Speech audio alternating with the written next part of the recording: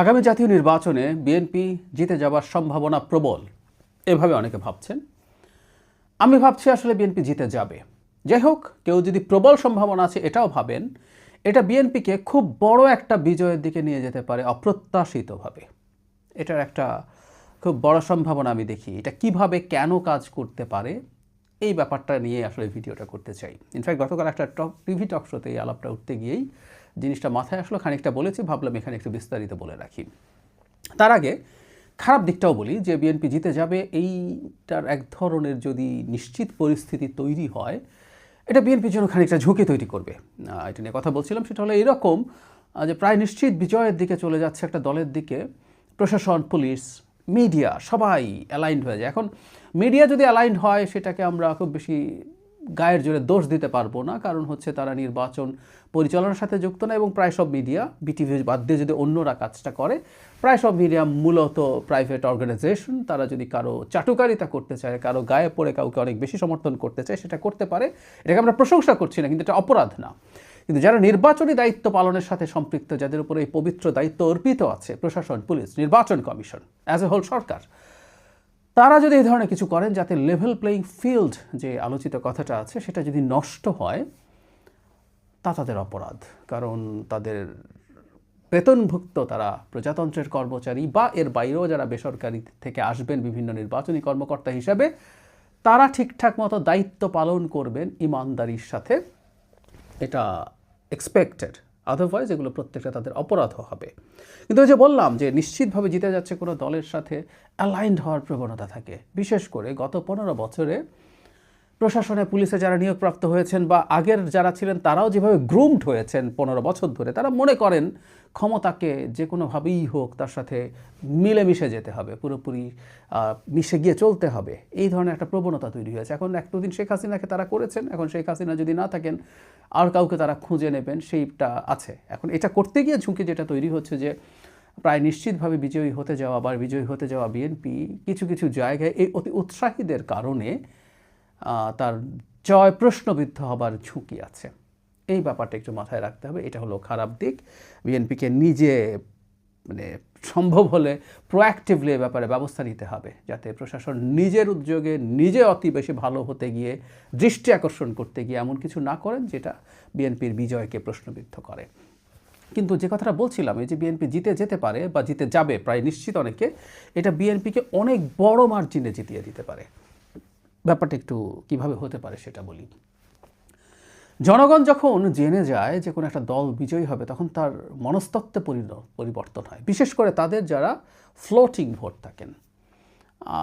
বিএনপির সাথে জামায়াতের যে জোট, জামাত এনসিপি জোট, সেই জোটের যে কম্পিটিশন হচ্ছে, তাদের কিছু ফিক্সড ভোট আছে। বিশেষ করে জামাতের আছে, বিএনপির আছে, এর বাইরে কিছু আছে। এবং বিশেষ করে তরুণদের কথা এখন বলা হয়, যারা 35 বছরের নিচে, তারা আসলে আজ পর্যন্ত কখনো ভোট দেননি। তারা কীভাবে ভোট দেবেন আমরা এখনও নিশ্চিত নই। সো তাদের ভোট দেওয়ার প্যাটার্নের ওপরও নির্বাচনের ফলাফল বেশ খানিকটা নির্ভর করতে পারে, এটা ফ্যাক্ট। কিন্তু যখন একটা দল নিশ্চিতভাবে জিতে যাচ্ছে, তখন একটা প্রবণতা তৈরি হওয়ার সম্ভাবনা আছে। সেটা এরকম,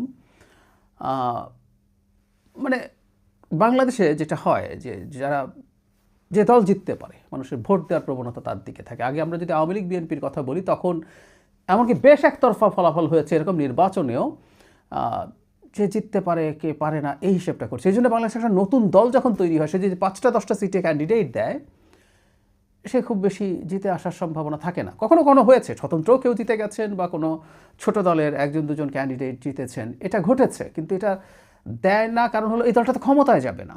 একটা দল যদি 50টা-100টা সিটেও ক্যান্ডিডেট দেয়, মানুষ তাকে ভোট দেওয়ার প্রবণতা থাকে না। এই কারণে আমি একটা ছোট্ট স্মৃতিচারণ করি। জাসদের সাথে জড়িত গুরুত্বপূর্ণ নেতাদের কাছ থেকে আমি শুনেছি, 73 সালে যখন জাসদ নির্বাচন করে, তারা অ্যাটেনিকস 300 সিটে ক্যান্ডিডেট দিতে চেয়েছেন, এটা দেখানোর জন্য যে তারা সরকার গঠন করার ফাইট দিতে চান। এতে তাতে কষ্ট হয়েছে, বহু সময় খুবই অযোগ্য লোকজনও বহু জায়গায় দিতে হয়েছে, কিন্তু দিয়েছেন তারা।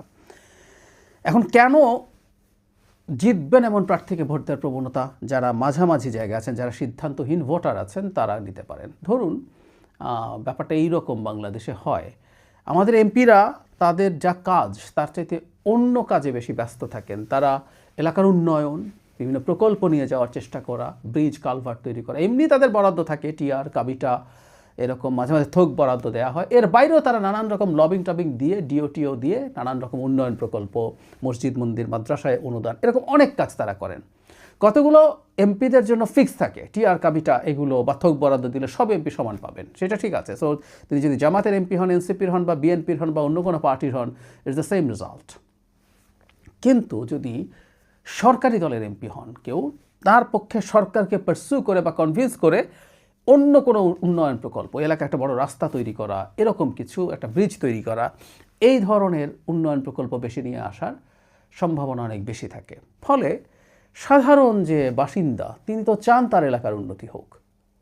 হতে পারে তিনি প্রাথমিকভাবে ভাবেননি যে এরা ক্ষমতায় আসবে। বিএনপির কথাই বলছি, বিএনপি হয়তো ভাবছিলেন ভোট দেবেন কি দেবেন না, বা দেবেন না, এক ধরনের চিন্তাভাবনা করছিলেন। যে জোয়ার পারসেপশন বিএনপির পক্ষে তৈরি হলো, তখন তিনি জামাত এনসিপির জোটের কাউকে ভোট দেওয়া চাইতে বিএনপিকে ভোট দিয়ে দেবেন এই হিসাব নিকেশ থেকে, যে যদি বিএনপির ক্যান্ডিডেট মানে সরকারি দলের এমপি যদি থাকে, এই যদি সিনক্রোনাইজেশনটা হয়, তাহলে এলাকার উন্নতি অনেক বেশি হয়। এটা বাংলাদেশের মতো দেশে ঘটে, আমরা বলছি না এটা ঘটা উচিত, কিন্তু এটা ঘটে। আর এমপিদের ইভেন কাজও উন্নয়ন প্রকল্প না, এগুলো নিয়ে আমরা বহু কথা বলেছি, এখন না, 5 আগস্টের পরে অনেককেই খুব সংস্কার করতে দেখছি।